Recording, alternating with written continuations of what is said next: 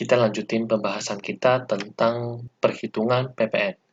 Jadi sebelum kita mulai menghitung PPN, yang perlu kita perhatikan di sini adalah kita harus mengenal apa dimaksud dengan dasar pengenaan pajak untuk PPN. Jadi kalau misalnya dasar pengenaan pajak untuk PPN ini dapat berupa penghasilan atau konsumsi, di mana PPN menggunakan konsumsi sebagai dasar pengenaan pajak karena PPN merupakan bagian dari pajak konsumsi. Kalau di sini kita bisa melihat untuk dasar pengenaan pajak PPN ini ada dari beberapa. Yang pertama itu adalah berdasarkan harga jual atas barang kena pajak. Jadi di sini kalau misalnya kita ada penyerahan barang kena pajak, misalnya kita ada penyerahan penjualan pena, penjualan barang-barang yang dikenakan PPN, di situ dikenakan berdasarkan selling price, di mana di situ tidak termasuk PPN. Jadi kalau misalnya dalamnya termasuk dari soal diketahui termasuk PPN, berarti kalian harus keluarkan dulu porsi sebelum dikenakan PPN dengan cara kita bagi dengan 110%. Kemudian di sini selain itu juga ada penggantian atas jasa kena pajak. Jadi ini artinya dapat seperti nilai berupa uang, termasuk semua biaya diminta atau seharusnya diminta oleh pemberi jasa karena penyerahan atau ekspor jasa kena pajak. Jadi termasuk pajak yang dipungut. Jadi artinya di sini kita menggunakan nilai pengganti atau nilai pengganti dari atas jasa kena pajaknya. Kemudian kita juga bisa menggunakan nilai ekspor. Jadi kalau misalnya kita melakukan transaksi ekspor, dasar pengenaan pajak atas PPN-nya itu menggunakan berdasarkan berapa sih nominal yang kita ekspor berdasarkan dokumen PEB, pemberitaan ekspor barang kita. Kemudian kalau misalnya kita impor barang, nah dasar pengenaan PPN dikenakan atas nilai CIF, Cost Insurance Rates, ditambah dengan biaya dan pengungkutan kepabeanan lainnya. Kemudian selain yang kita bahas dari harga jual, penggantian, nilai ekspor, nilai impor, kita juga bisa pakai nilai lainnya. Berarti yang selain diatur 4 ini juga bisa pakai nilai lain sebagai pengenaan pajak. Tapi itu harus diatur di PMK, baru bisa kita gunakan. Kemudian di sini ada kalimat, DPP tidak mengakui pembayaran di atas atau di bawah kewajaran akibat hubungan istimewa.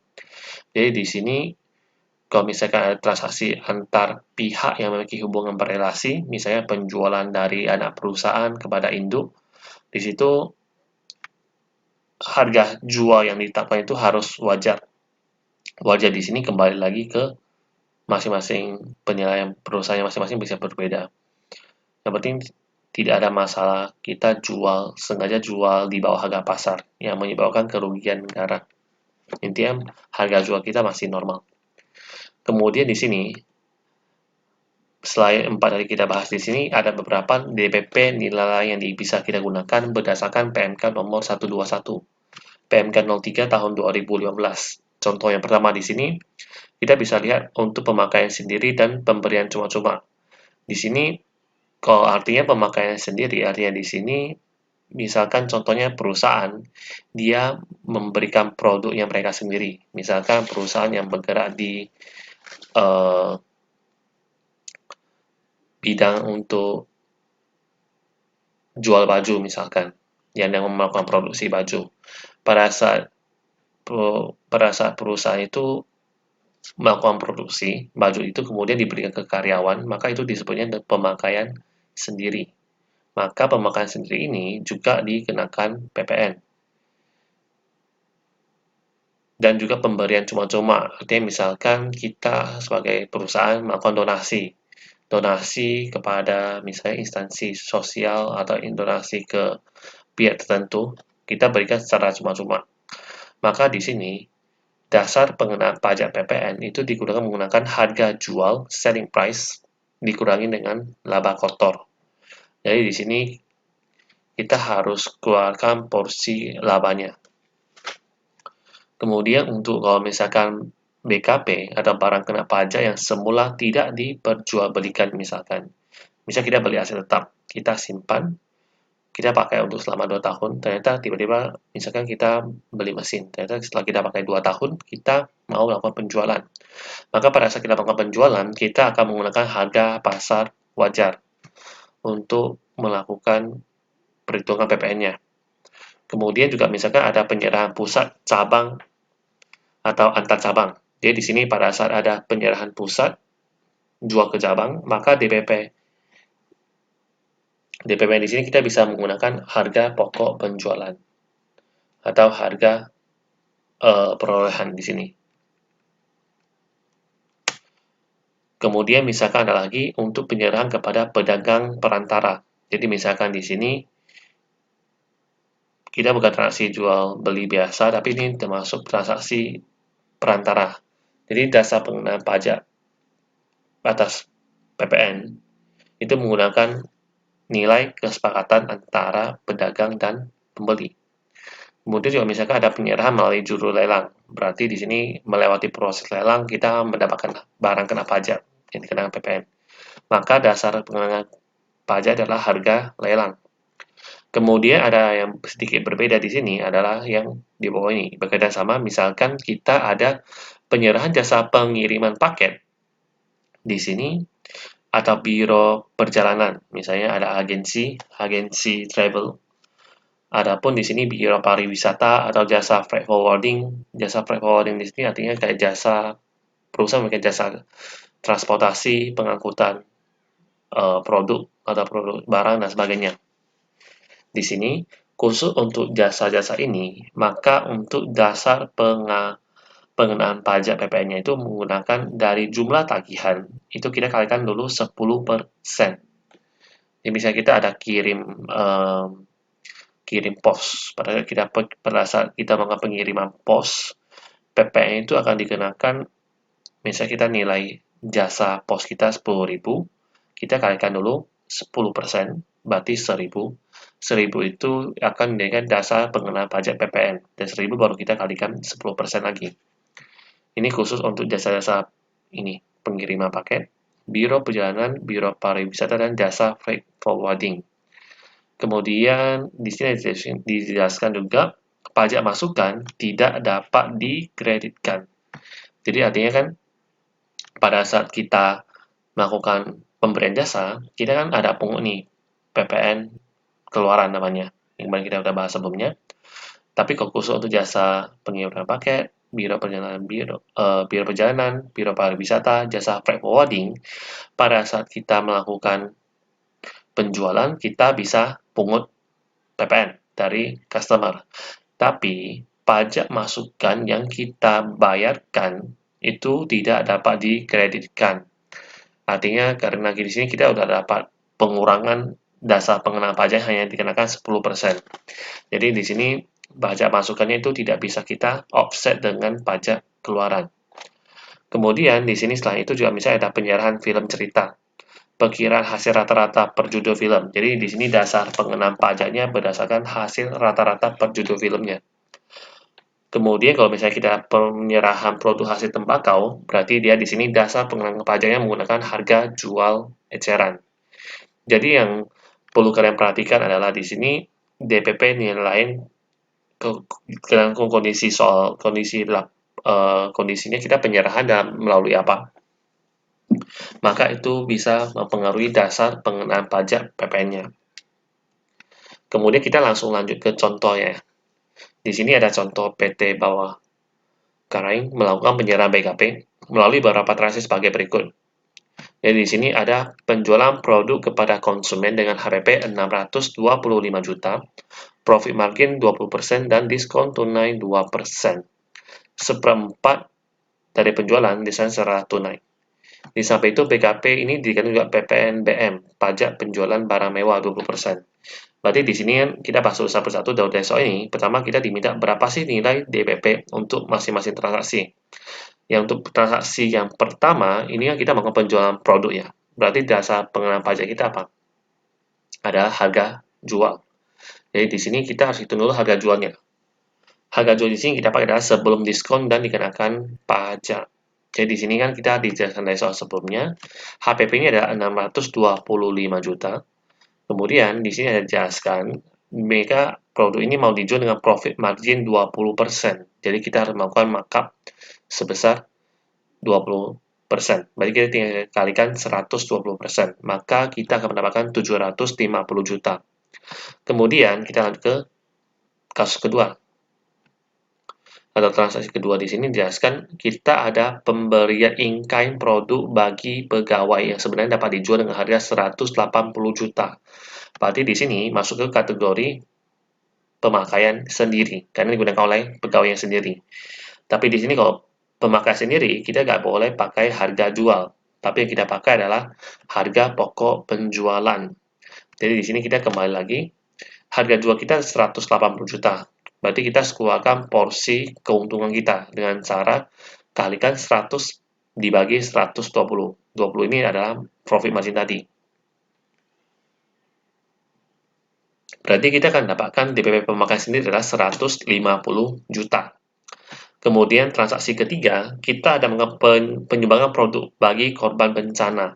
Jadi di sini kita melakukan pemberian secara cuma-cuma. Dan di sini diketahui juga nilai penjualan. Berarti kita harus hitung dulu berapa HPP-nya atau kita berapa keluarkan porsi keuntungannya. Dengan cara 100 dibagi 120 kali 330 juta. Berarti dapatkan 275 juta untuk DPP untuk transaksi pemberian cuma-cuma.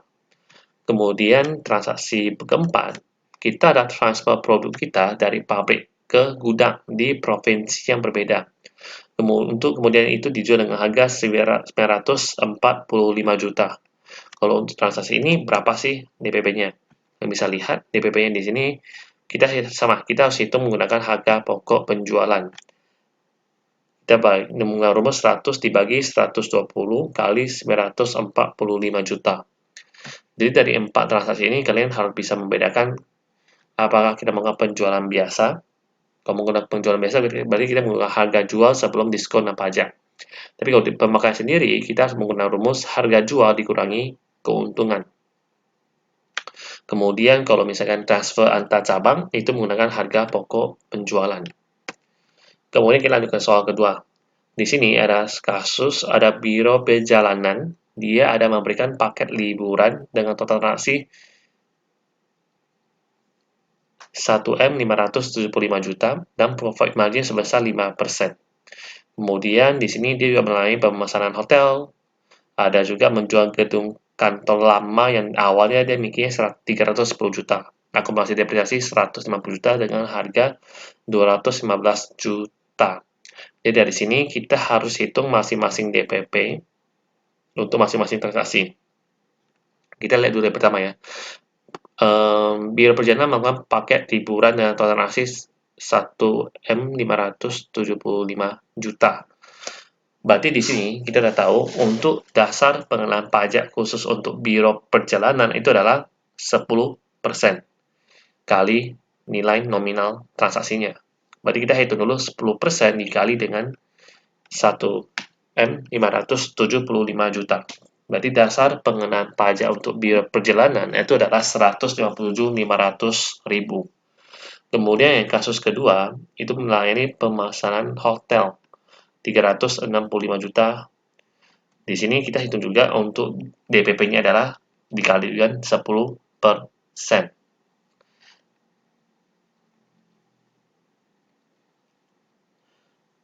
Berarti di sini kan informasi komisi rata-rata seperlima transaksi dikeluarkan untuk pelanggan berkala memperoleh diskon 5% ini tidak perlu kita masukin ya pada saat kita perhitungan DPP-nya.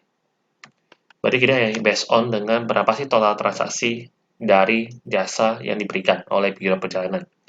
Kemudian kalau yang untuk transaksi ketiga, kita melakukan penjualan gedung. Berarti pada saat gedung itu kan kita beli pada awalnya kita tuh pakai.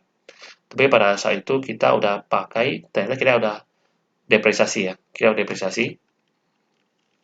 Kita akan menggunakan nilai wajar pada saat kita melakukan penjualan. Jadi kita bukan pakai harga pada saat kita beli pertama kali. Tapi kita pakai adalah harga fair value atau harga pasar sekarang sebagai dasar pengenaan pajak PPN. Jadi kalau untuk yang ketiga, kasus ketiga, transaksi ketiga, di sini kita pakai nilai wajar. Berarti kalau misalnya kita udah tentukan dasar pengenaan pajak, tinggal kita kalikan 10% untuk PPN-nya. Kemudian di sini kita lanjutin lagi, kalau misalnya kita penyerahan menggunakan valuta asing. Jadi kita harus lakukan dulu konversi ke dalam mata uang rupiah menggunakan kurs KMK. Pada saat kita membawakan faktur pajak. Nah, kalau di sini kita bisa melihat ada perusahaan dia melakukan impor persediaan, nilai pembeliannya 3.650. Kemudian ada nilai pengangkutan asuransi, dia hitung dari nilai pembelian. Terus impor ini ada biaya masuk tambahan, PPh 22, PPNBM, dan seterusnya. Kemudian ada juga diketahui kurs KMK pada saat pemasukan barang dan pada saat melakukan pembayaran. Berapakah sih DPP atas transaksi impor tersebut? Tadi kita udah bahas kalau untuk impor, berarti kita harus hitung dulu CIF. Kita coba hitung dulu CIF-nya. Cost insurance-nya 3.650, insuran 250, freight-nya adalah 15% dari cost. Kemudian kita dapatkan CIF, kita baru hitung biaya masuk 10% dari CIF yang kita hitung, dan kita tambahkan biaya masuk lainnya. Biaya masuk lainnya di sini ketahuinya dalam rupiah ya. Jadi pertama kita harus hitung dulu berapa sih CIF-nya. Di mana CIF-nya kita harus konversi ke rupiah menggunakan kurs. Di sini kita ada dua kurs yang diketahui ya. Kurs pada saat kita masuk barang sama kita melakukan pembayaran. Jadi kalau misalnya kita akan pilih mana transaksi mana yang lebih dulu. Kita masukin barang dulu atau kita pembayaran. Jadi kalau misalkan kita masukin barang lebih dulu, maka kurs itu yang akan kita pakai. Jadi kita pilih mana yang lebih, transaksi mana yang lebih dulu terjadi, pembayaran kah atau pemasukan barang. Jadi di sini kita pakai kurs pada saat kita masuk barang, yaitu 9.100. Jadi di sini tinggal kita hitung, kita totalkan CIF tambah pungutan kepabeanan. Kita dapatkan dasar pengenaan PPN sebesar sekian. 46.69475. Oke, jadi di sini kalian harus pahamin adalah kalau misalnya ada transaksi impor, gimana cara hitung DPP-nya. Berarti kita masukin CIF, kemudian kita tambahin masuk pungutan kepabeanan, kita masukin semuanya. Dan di sini untuk PPN, pada umumnya kita tahu ya, tarif PPN itu adalah 10%. Itu untuk penyerahan PPN dalam negeri. Tapi kalau misalkan kita ada melakukan transaksi ekspor, berlaku atau ekspor, kita melakukan ekspor barang, di sini akan dikenakan tarif 0%, di mana artinya kita melakukan ekspor barang, itu tarifnya 0% berarti tidak ada PPN. Jadi di mana kalau untuk penyerahan yang ekspor, PPN masukannya itu masih bersifat dapat kita kreditkan. Nanti kita bahas lebih detail di bagian sistem pengkreditan pajak PPN-nya. Oke, kita coba melakukan perhitungan PPN-nya. Di sini ada kasus ada penjualan kepada konsumen akhir dalam negeri sebesar 3M 775 juta. Berarti berapa sih PPN-nya? Berarti PPN-nya tinggal kita kalikan 10%. Kemudian untuk yang kedua, ekspor ke pasar luar negeri atau kita transaksi ekspor itu dikenakan tarif PPN itu adalah 0%. Berarti di sini tidak dikenakan PPN atau di sini kita PPN ekspornya 0. Kemudian yang ketiga, kita ada penyerahan kepada konsumen korporat dengan nilai kontrak 5M 750 juta rupiah. Jadi pada saat kita hitung di sini, nilai kontrak tersebut termasuk PPNBM 20%, PPh 22 0,45% dan diskon 5,45%. Berarti langkah pertama kalian harus keluarkan dulu porsi PPNBM, PPh 22 sama diskonnya. Dan juga oke. Berarti di sini kita harus keluarin semua porsi ini ya. 20%, 22 dan diskon. Kita keluarkan semuanya. Jadi di sini kita coba hitung contoh perhitungan seperti ini ya. 100 tambah 20 tambah 0,45 dikurangi 5,45. Ini adalah PPNBM 20, 0,45 adalah PPh 22, 5,45 itu adalah diskonnya. Jadi kita keluarkan porsinya dari angka 5M ini. Kita akan dapatkan PP-nya adalah 500 juta. Kemudian PPN untuk penyerahan bendaharawan juga sama. Di sini kita lihat ada diketahui informasi pembayaran tersebut telah dipotong PPN, kemudian PPNBM 20% dan PPh 22 oleh bendaharawan. Jadi di sini kan awalnya fullnya 100, udah dipotong PPN 10%, dipotong juga PPNBM 20%, dan juga sudah dipotong dengan pungutan dari PPh bendahara pemerintah 1,5. Jadi di sini kita akan kalikan nilai nominal transaksinya, kita akan mendapatkan nilai DPP adalah 500 juta.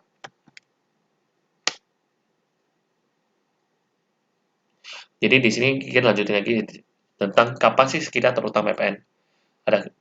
Kita bahas pada saat kita melakukan penyerahan, kemudian impor, kemudian kita melakukan pemanfaatan atau pemakaian, atau kita ekspor. Kemudian kita juga bisa terutang PPN pada saat kita melakukan pembayaran. Jadi sebenarnya kita bandingkan mana yang lebih dahulu. Kita melakukan penyerahan barang kah, atau kita melakukan pembayaran. Kemudian ada beberapa lagi sasa lain. Misalnya untuk BKP berwujud saat penyerahan barang kepada pihak pengirim. Kemudian untuk BKP tak berwujud pada saat pengakuan piutang, penagihan, atau saat tanda kontrak. Dan terakhir, kalau misalnya pada penyerahan akibat perubahan bentuk penggabungan atau pemekaran usaha, itu pada saat RUPS ditetapkan.